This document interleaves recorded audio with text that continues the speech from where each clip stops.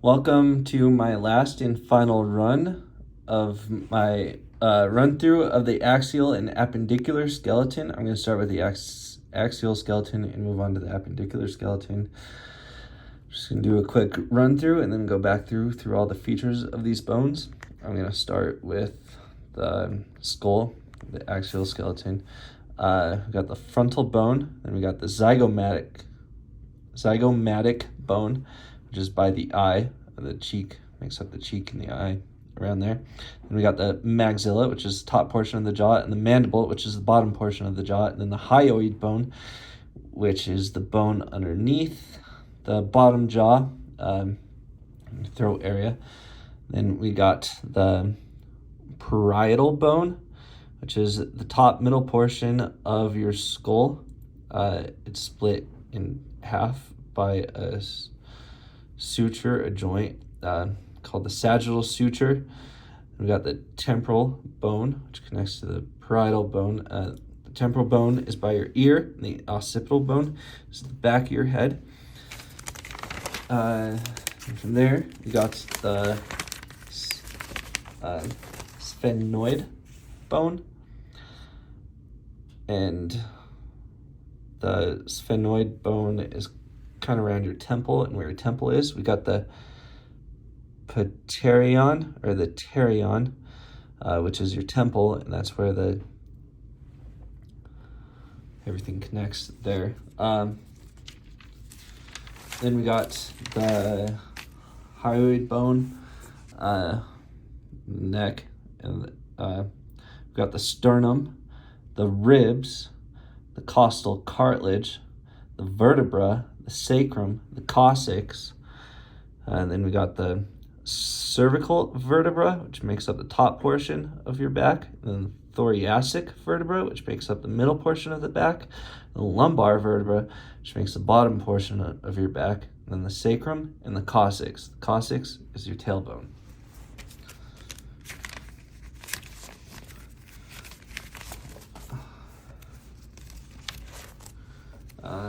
Appendicular part of the skeleton, we got the clavicle, which is the shoulder, connects to the sternum, and then we got the scapula, which is the back area. And then we got the humerus, connects to the shoulders, the humerus, and we got the ulna and the radius. The radius is on the thumb side, and the ulna is on the pinky side. Then we got the carpals, metacarpals, and phalanges of the hand. Then we got the pelvics. The pelvics, we got it's called the os coxae. The femur connects to the os coxae, and the patella is the kneecap, connects to the femur, and the fibula and the tibia. The tibia is the bigger bone of the bottom portion of the leg, and then the fibula is the outer portion of the bone, the smaller bone. Then of the foot, we got the tarsals, metatarsals, and phalanges. Now we're gonna run through axial skeleton again. We're gonna go over some of the features of the axial skeleton. Done this multiple times, so I should be really good at it by now. Got the frontal bone of the skull. We got the coronal suture, which connects to the parietal bone. Then we got the frontonasal suture, which connects the frontal bone to the nasal bone. And then we got the supraorbital foramen, which is that hole above the eye. And then we got the frontal sinuses, which is kind of just up by the eyes and below them as well. And then we got the nasal bone, which is that bone in the middle. It kind of looks like it's about to make up the nose, and then breaks off, and there's a hole there, and it's split in half, and the ethmoid bone is top portion of that bone, and the vomer is the bottom portion of that bone, that connects to the maxilla, which is the top jaw. And then we got the zygomatic bone, which makes up the cheek, and the mandible, which makes up the lower jaw. And then we got, let's see,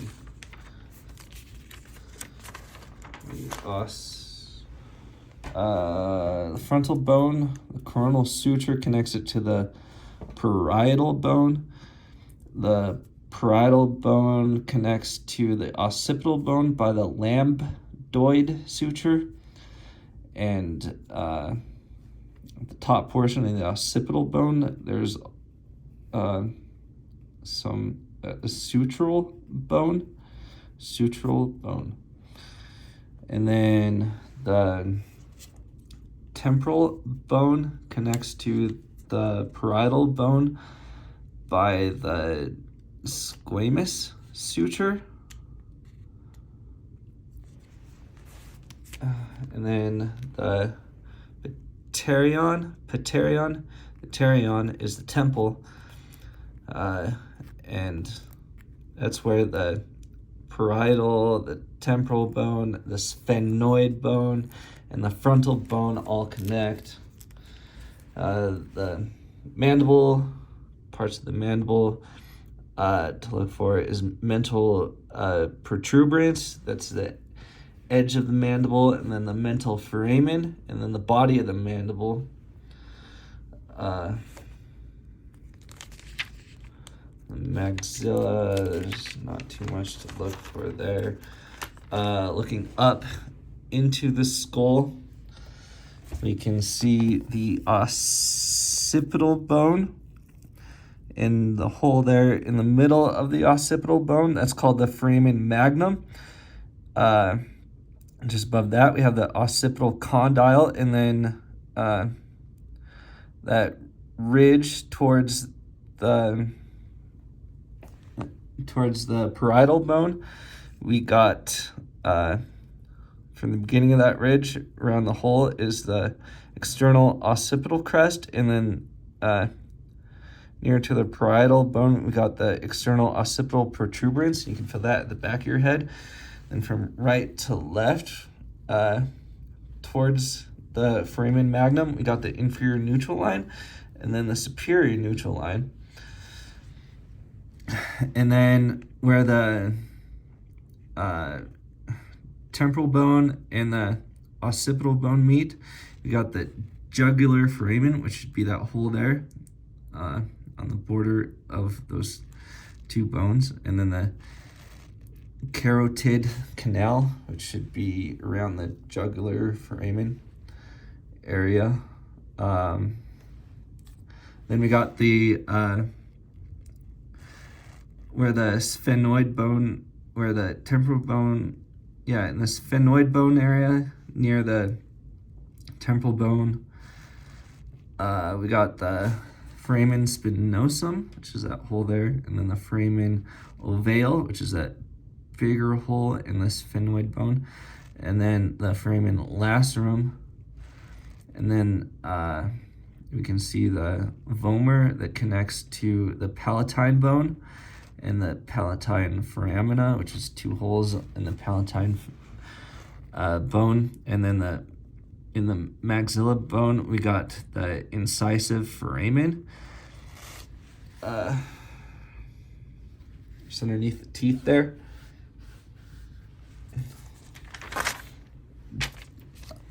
And then a part of the temporal bone, we also got the external meatus, is where your ear is. And then we got the mastoid process, which is behind your ear, that round thing behind your ear. And then the styloid process, that sharp thing that hangs down by the mandible. And then we got external acoustic meatus, which is the hole where your ear is. The zygomatic process that connects your temporal bone to your zygomatic bone. It's called the zygomatic process. We got the looking down into the skull, we can see the frontal bone and the frontal sinus, where there's a little whole area there, a hole, and then the ethmoid bone and the frontal bone area just above the sphenoid bone towards the front there, and that's made up by the crista galli and the cribriform plate. Then we got the petrous part of the temporal bone, which is near the jugular foramen. It's just kind of in that area towards the occipital bone. And then in the sphenoid bone, we got the foramen spinosum and the foramen ovale and the foramen lacerum once again. Then we got the foramen magnum, which is the hole in the occipital bone. Then looking down into the skull, we can also see the parietal bone on either side.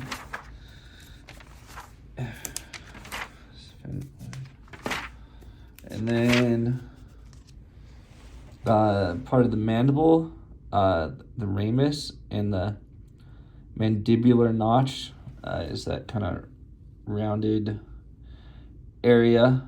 The head of the mandible connects to the temporal part of the skull. That's the bottom of your jaw. The mandible is the bottom of your jaw. And then the head of the mandible connects to your temporal bone. Fetal skull, we got the anterior fontanelle, which is the connects that, it's that stuff that connects the bones in the front of the head.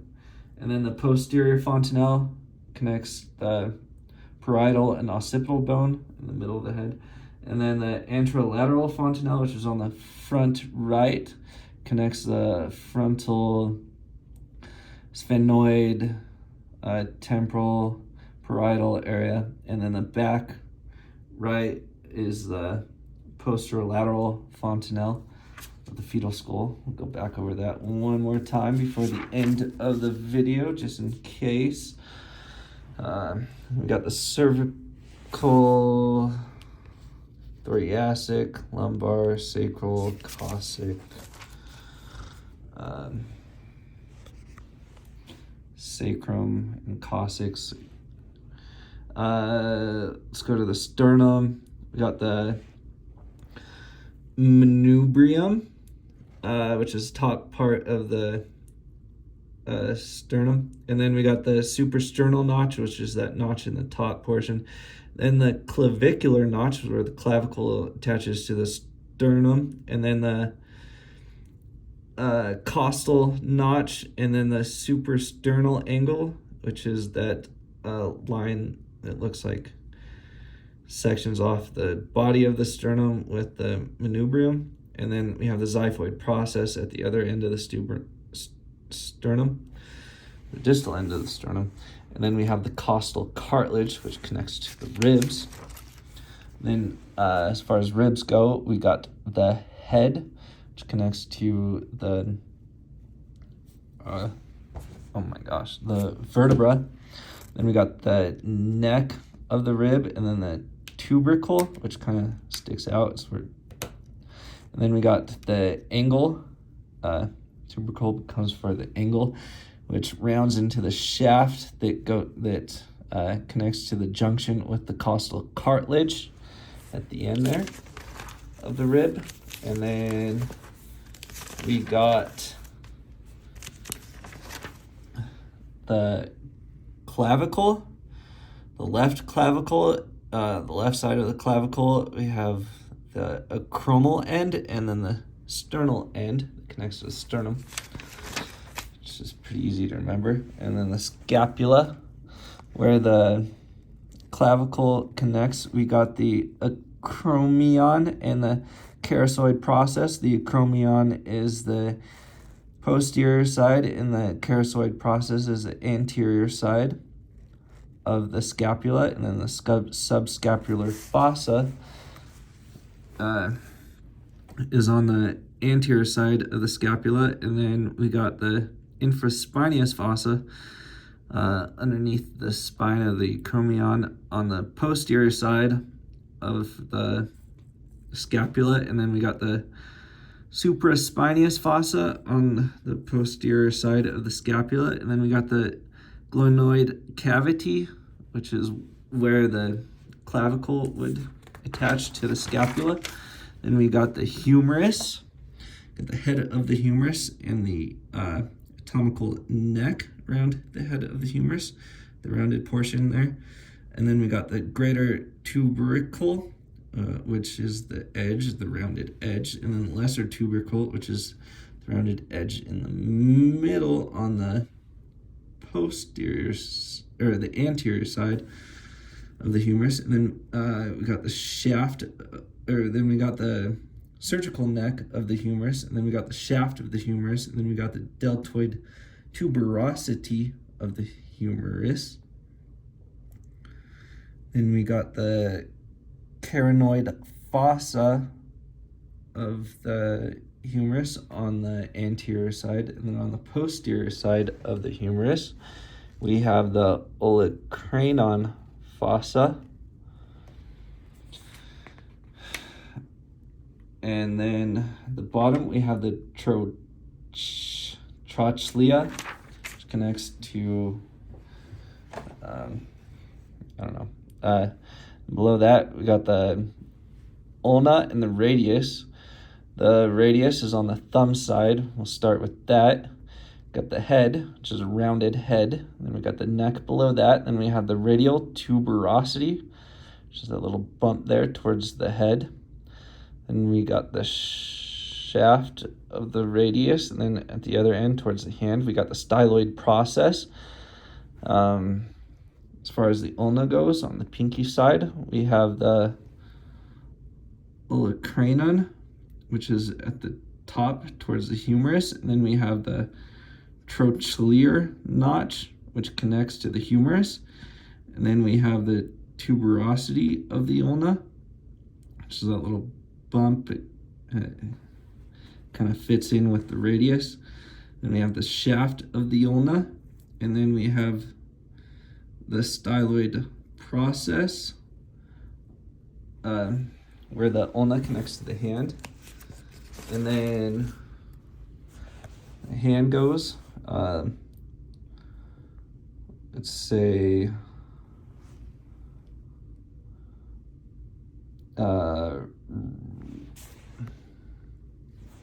left hand facing up, we would have the carpals, metacarpals, and phalanges.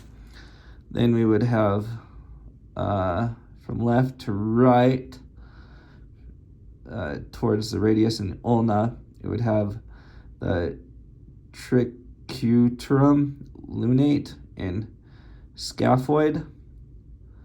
And then from right to left, from the thumb to the pinky, we would have the trapezium, trapezoid, capitate, hamate bone. And then the thumb would be Roman numeral 1, which would be I, and then pointer finger would be Roman numeral 2, which is 2I, then middle finger Roman numeral number 3, Roman numeral I, 3 I's, and then ring finger IV, which is 4, and then 5 is the pinky, and that's Roman numeral, that's V. And then the os coxae, we got the ilium, which is the top portion of the os coxae. Then we got the ischium, which is where the femur connects. And then we got the pubic symphysis in the middle there. It connects the two os coxae. And then we got the atruber foramen, which is the hole there. And then we got the acetubulum, Then we got the Ischial Spine, which is on the posterior side. You can see it on the back there. We call that the iliac fossa. And the spine, right portion of the spine would connect to the articular surface, and the bottom left portion, distal to the body, would be the symphyseal surface and the pubic tubercle. The pubic crest would be on the anterior side, where it sticks out and towards the middle, and then the acetabulum would be that bone in the middle where the two os coccyx connect.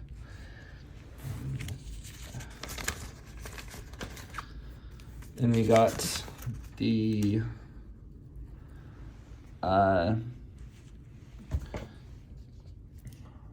femur. We got the head of the femur and the fovea, which is that hole at the end of the head. And we got the neck, which is that portion before the round portion. And then we got the greater trochanter and lesser trochanter, which is the two parts that kind of stick out towards the top there. We got the shaft of the femur, and then we got the patellar surface and the medial condyle, and it's at the ends. And then the intercondylar fossa is that notch at the distal end of the femur, and then we got the linea aspera, which is that line on the posterior side of the along the shaft of the femur. And then we got the patella. The base is the rounded portion, and the apex is the pointier portion of the kneecap. Then we got the tibia and the fibula. The tibia is the bigger bone, and the fibula is the outer bone of the leg. Towards the top of the tibia, we got the intercondylar eminence. And then we got the tibial tuberosity towards the top. And then we got the fibular articular facet, where the fibula connects to the tibia. And on the other end of the tibia, we got the inferior articular surface. The top of the fibula, the rounded portion, we got the articular facet, and we got the head, we got the neck of the fibula, and we got the shaft of the fibula and the tibia. And we got the lateral malleus of the fibula towards the foot, the ankle. Medial malleus, tibia. And then as far as feet go, we got tarsals, metatarsals, and phalanges.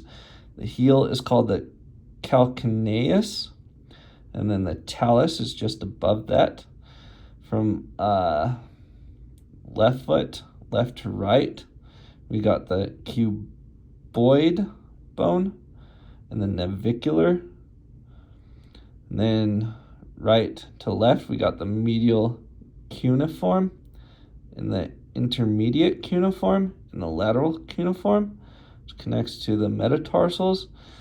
The big toe is Roman numerals I, the next toe is II, and the next toe is triple I, and the next toe is IV, and the next toe, the little toe, is V, number 5. On to joints, the last section of this test. And back to the fetal skull. We'll go back to the fetal skull first. We got the anterior fontanelle, which is the front middle portion where the two bones connect, and then the posterior fontanelle, where the back two bones connect in the middle, the anterolateral fontanelle, which is the front right portion where the two bones connect, and the posterolateral fontanelle, which is where the back right two portions of the bone connect. And then we got the shoulder joint, and then we got the hip joint, then we got the elbow joint, then we got the intervertebral joints and the suture joints.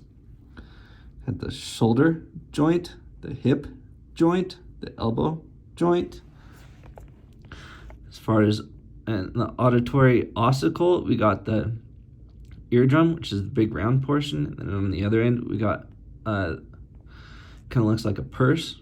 So from the eardrum up, we got the malleus at the top, where it switches into the incus, and then we have the stapes at the other end where it, and that's the bone that looks like the purse end of the auditory ossicle.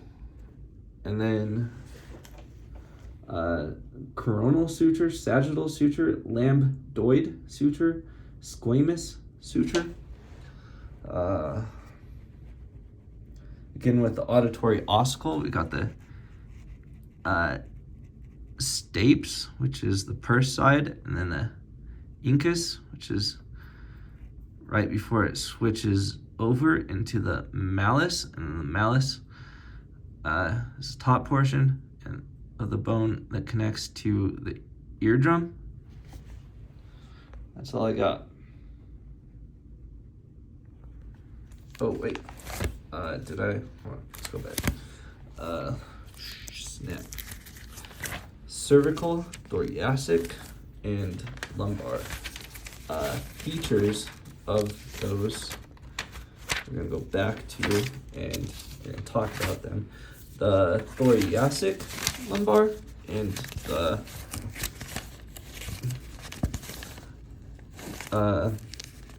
thoracic looks is kind of holy, and then the cervical is kind of the cervical vertebra is kind of holy. The thoracic vertebra looks like an anteater, and the lumbar vertebra looks like a moose.